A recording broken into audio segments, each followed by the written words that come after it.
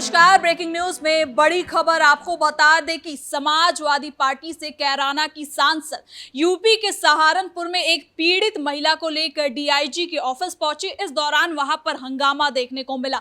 इकरा हसन का कहना था कि उस महिला को न्याय नहीं मिल रहा था, पुलिस का व्यवहार उनसे अच्छा नहीं था, जबकि वहां पर डीजीपी, डीआईजी और वहां पर मौजूद पुलिसकर्मियों का कहना है कि सांसद द्वारा वहां पर माहौल खराब करने की कोशिश की गई, जिसके बाद उन्हें महिला दरोगा द्वारा गिरफ्तार भी किया गया, हिरासत में लिया गया और करीब 10 मिनट तक उन्हें बैठाकर बातचीत की गई। इसके साथ ही दूसरी बड़ी खबर आपको बता दें कि भीम आर्मी के चीफ चंद्रशेखर रावण ने ये कहा है कि वो 2 जून से सत्ता परिवर्तन एक रैली निकालेंगे और पूरे यूपी में ये रैली होगी, जहां पर सत्ता परिवर्तन की एक बार ये फिर से मुहिम को शुरू करेंगे। तो इसी पे ज्यादा अपडेट के साथ मेरे साथ मौजूद है मेरे सहयोगी हर्ष भारद्वाज। सर, सबसे पहले इकरा हसन की बात करते हैं। ये सहारनपुर गई, एक पीड़ित महिला को लेकर गई, जिसके बाद वहां पर पुलिस कर्मियों का ये आरोप है कि इन्होंने माहौल बिगाड़ने की कोशिश की है। देखिए, इनका मकसद पीड़िता को न्याय दिलाना नहीं था, इनका मकसद था राजनीति को चमकाना, जो इकरा हसन ने बखूबी किया। देखिए, पुलिस व्यवस्था पूरी तरीके से वहां पर थी और पुलिस काम भी कर रही थी। दरअसल सहारनपुर का जो आपने मामला बताया है कि एक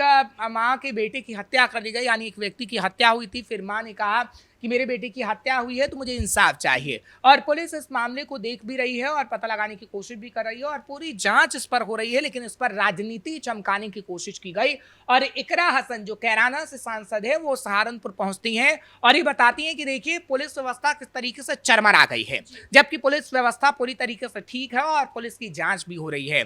लेकिन राजनीति तो इसलिए चमकानी है ना, क्योंकि पश्चिमी उत्तर प्रदेश की अगर बात करें तो पश्चिमी उत्तर प्रदेश में डर है इकरा हसन को, डर है अखिलेश यादव को, कहीं वहां का मुसलमान, वहां के दलित, वहां के लोग उनसे नाराज ना हो जाएं। क्योंकि देखिए, कोई भी काम आज तक अखिलेश यादव और मुलायम सिंह ने नहीं किया है। पश्चिमी उत्तर प्रदेश की बात करें या पूर्वी की उत्तर प्रदेश की बात करें, और यही डर उन्हें खाया जा रहा है क्योंकि 2027 का चुनाव नजदीक है और यही कोशिश में अखिलेश यादव, इकरा हसन लगी हुई हैं। आपने अखिलेश यादव का वो ट्वीट देखा? अखिलेश यादव ये कह रहे हैं कि इकरा हसन के साथ बदतमीजी की गई, इकरा हसन के साथ किस तरीके से हाथापाई की नौबत आ गई। लेकिन ये तस्वीर जो हम दिखा रहे हैं, आप साफ तौर पर सड़क पर ये तस्वीर देख सकती हैं कि कैसे वो बदसलूकी से पुलिस वालों से बातचीत करती हैं और हाथापाई की नौबत उनके कार्यकर्ताओं की तरफ से आ जाती है जो उन करने की कोशिश करते हैं। इसका एग्जाम्पल भी हम दे सकते हैं।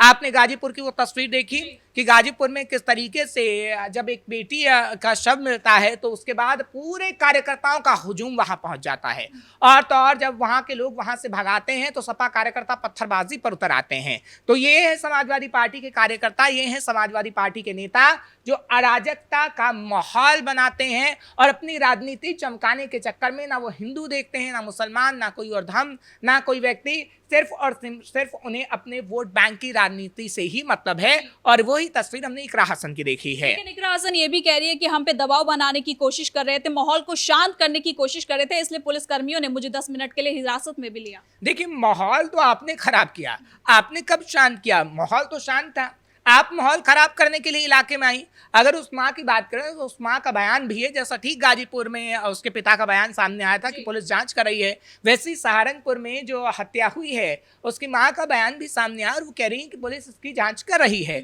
माहौल पूरी तरीके से शांत था। क्या आपने सहारनपुर की कोई भी खबर सुनी या हमने दर्शकों को बताया कि वहां पर अराजकता का माहौल हुआ?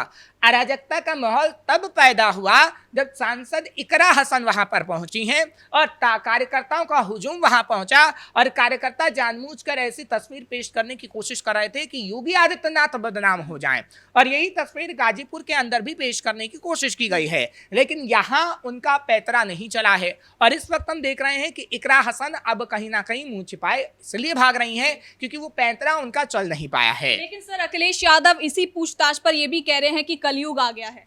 देखिए, अखिलेश यादव को तो कलयुग ही लगेगा ही, क्योंकि अखिलेश यादव के लिए कलयुग तो 2017 के अंदर ही आ गया था। और 2017 में हमने देखा कि कैसे योगी आदित्यनाथ जब गद्दी पर विराजमान हुए तो अखिलेश यादव बौखलाए हुए थे, घबराए हुए थे। और 2022 में एक बार फिर से जब हम देख रहे हैं कि चुनाव हुआ और अखिलेश यादव ने दावा ठोका कि अब सत्ता परिवर्तन होगा, हमारी सरकार आएगी, तब फिर एक बार योगी आदित्यनाथ की सरकार आ गई।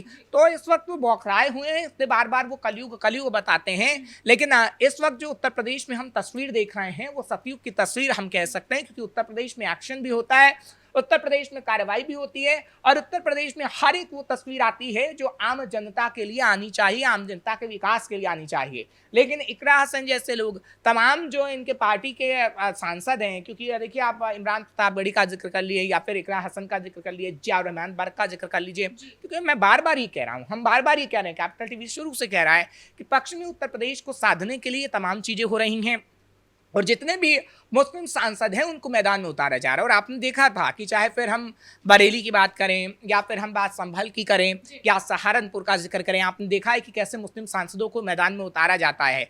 जब बरेली में घटना हुई तो वहाँ पर सपा का जो प्रतिनिधिमंडल था वो गया, जब मौलाना तौकीर रजा का मामला सामने आया, मुख्य साजिशकर्ता के तौर पर वो पकड़ा गया, तो पूरा सपा प्रतिनिधिमंडल जो था उसमें आपने कई मुसलमान सांसदों को देखा होगा। ठीक वैसा संभल में हुआ और कहीं पर भी आप देखते हैं कि कहीं पर भी कोई घटना हो जाती है तो मुस्लिम सांसदों को भेज दिया जाता है या मुस्लिम विधायकों को भेज दिया जाता है। क्यों? कि एकमुश्त होकर तमाम मुसलमान लोकसभा चुनाव की तरह विधानसभा चुनाव में भी वोट दे सके। लेकिन देखिए आपका तुक्का एक बार लगेगा और बार बार ये तुक्का नहीं लग सकता है, आपको काम करके दिखाना होगा। क्योंकि देखिए लोकसभा चुनाव के अंदर आप सीटें तो ले आए ज़्यादा, आप सदन के अंदर भी बैठे, लेकिन उसके बाद आपने महिलाओं का विरोध कर दिया, आपकी जुबान पे सिर्फ मुस्लिम महिला ही रहा। तो जनता अब समझ गई है कि आपका तुक्का, संविधान खत्म होने वाला नैरेटिव, लोकतंत्र खत्म होने वाला नैरेटिव अब नहीं चलने वाला है। और इसलिए हम ये कह सकते हैं कि इकरा हसन ने जो किया वो पूरी तरीके से गलत था और इस बात को लगातार पुलिस भी कह रही थी कि जो इकरा हसन कर रही हैं वो पूरी तरीके से अनुचित है और उन्होंने माहौल को खराब करने की कोशिश की है। इसलिए उनकी गिरफ्तारी 10 मिनट के अंदर हुई भी थी, हमने देखा था कि 10 मिनट तक उनकी गिरफ्तारी हुई, उसके बाद वो वहां से चली गई। लेकिन एक बार फिर से ये कहा जा रहा है कि आज एक बार फिर ऐसी तस्वीर सामने आ सकती है कि अब अखिलेश यादव ने इस मामले को तूल देने का काम कर दिया है। इसके साथ ही अगर सर दूसरी खबर भी अपने दर्शकों को बता दे तो चंद्रशेखर रावण अब वो एक बार फिर से 2 जून को एक यात्रा शुरू करने वाले हैं जिसका नाम है सत्ता परिवर्तन।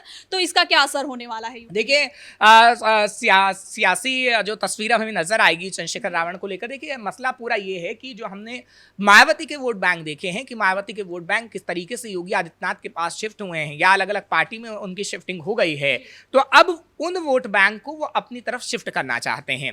इसलिए ये सियासी रैली भी निकाल रहे हैं और सत्ता परिवर्तन की वो बात कर रहे हैं। क्योंकि देखिए 2022 में भी उन्होंने ऐसा ही पैंतरा आजमाया था और उन्होंने कहीं ना कहीं लोगों के बीच वो गए थे और सभी सीटों पर चुनाव भी लड़ा था, लेकिन उनकी जमानत जब्त हो गई थी। और 2027 में भी चंद्रशेखर रावण की तरफ से ये ऐलान कर दिया गया है कि हम सभी सीटों पर चुनाव लड़ेंगे। यानी खास तौर पर ये कहा जा सकता है कि चंद्रशेखर रावण कह तो रहे हैं कि हम सीटों पर चुनाव लड़ेंगे, सभी सीटों पर चुनाव लड़ेंगे, लेकिन क्या वो सभी सीटों पर चुनाव लड़कर जीत पाएंगे या 2022 में की तरह ही उन्हें हार का सामना करना पड़ेगा? या फिर दूसरी वजह कि चंद्रशेखर रावण सभी सीटों पर उतरकर सभी पार्टी का नुकसान कर सकते हैं, जैसे बसपा हुआ, अखिलेश यादव हुआ, और इसका फायदा फिर सीधे बीजेपी को ही मिलना है। तो चंद्रशेखर रावण मेहनत तो करना चाहते हैं, लेकिन उसका फल चंद्रशेखर रावण को ना पहले मिला ना अभी मिलने वाला है। क्योंकि देखिए बसपा के जो वोटर हैं उसके लिए मायावती लगातार प्रयास कर रही हैं। लखनऊ के अंदर आपने बड़ी रैली देखी और अलग अलग जगह पर जो मायावती पूरी प्रयासरत हैं और वो कह रही हैं कि नहीं, जो दलित वोट बैंक है वो नहीं मिलेगा। क्योंकि देखिए दलित वोट बैंक को खास तौर पर साधने की कोशिश चंद्रशेखर रावण कर रहे हैं और ये सारी जो लड़ाई है वो दलित वोट बैंक की है कि जो बसपा बार बार ये कहती है कि दलित वोट बैंक हमारा है और बसपा जो लगातार कोशिश भी कर रही है 2027 के इलेक्शन को लेकर, तो जो खास तौर पर बसपा का वोटर है उसी को लेने के चक्कर में चंद्रशेखर रावण ये रैली निकाल रहे हैं। लेकिन इसका कितना असर होगा ये तो खैर वक्त ही बता पाएगा। लेकिन हाँ, इतना जरूर है कि पुलिस पूरी व्यवस्था अपनी बनाए रखेगी, क्योंकि इसमें कहा जा रहा है कि जो सत्ता परिवर्तन वो रैली निकाल रहे हैं उसमें लाखों की संख्या में लोग होंगे, ऐसा चंद्रशेखर रावण का कहना है, हम नहीं कह रहे हैं। हालांकि उस रैली में कितने लोग पहुंचेंगे, सत्ता परिवर्तन रैली में कितने लोग होंगे, कौन लोग होगा, हाँ हम देखेंगे, उसका नेतृत्व चंद्रशेखर रावण ही कर रहे होंगे। लेकिन इसका खासा फायदा हम नहीं देखेंगे कि आगे आने वाले समय में चंद्रशेखर रावण को मिलता हुआ नजर आएगा। क्योंकि इससे पहले जो इतिहास के पन्ने बताते हैं, हम 2022 का जिक्र कर चुके हैं कि ऐसे कई यात्राओं की बात की गई थी और यात्राओं निकालने की तस्वीर भी हमने 2022 के अंदर देखी है, लेकिन उसका खास फर्क पड़ा नहीं और लोगों ने मायावती को ही पसंद किया। हालांकि जो वोट बैंक बटा था उसका असर ये रहा कि बीजेपी को फायदा हो गया। अब देखिए अब क्या होगा कि मुस्लिम वोट बैंक और दलित वोट बैंक पर इसलिए सबकी नजर है क्योंकि ओवैसी भी मैदान में उतरने जा रहे हैं ओवैसी की पार्टी भी ये कह चुकी है कि हम सभी सीटों पर चुनाव लड़ेंगे। हालांकि गठबंधन का क्या फॉर्मूला रहेगा ये तो वक्त ही बता पाएगा। दूसरी तरफ हम ये देख रहे हैं कि चंद्रशेखर रावण कह रहे हैं कि हम सभी सीटों पर चुनाव लड़ेंगे, तो ये बिखराव होगा वोटों का। हालांकि कांग्रेस की तरफ से कहा गया कि वो बसपा के साथ एक मीटिंग कर रही है। हालांकि वो गठबंधन को लेकर है क्या है, क्योंकि कयास लगाए जा रहे हैं कि कांग्रेस बसपा से गठबंधन करना चाहती है। कुछ लोग वहां गए भी थे, लेकिन वो औपचारिक मुलाकात बताई गई है। लेकिन सियासी हलचल में जो भी तस्वीर आएगी हम अपने दर्शकों को जरूर दिखाएंगे। बहुत बहुत धन्यवाद सर इन तमाम जानकारी के लिए। तो कुल मिलाकर आपको बता दें कि 2027 यूपी विधानसभा चुनाव को लेकर अभी से सियासी हलचल तेज हो गई है, जिसकी तस्वीर हम लगातार आपको दिखा रहे हैं। फिलहाल ब्रेकिंग न्यूज में इतना ही। देखते रहिए कैपिटल टीवी उत्तर प्रदेश।